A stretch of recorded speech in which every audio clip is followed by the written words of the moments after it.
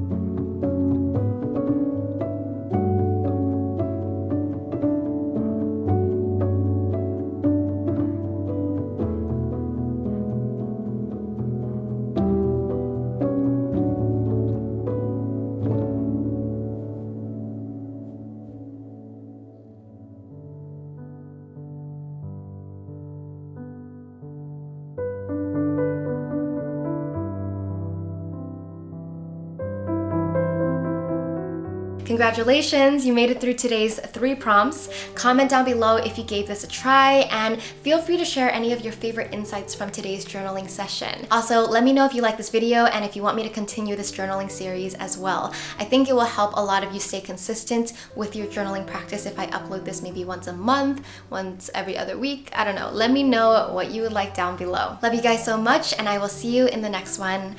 Bye!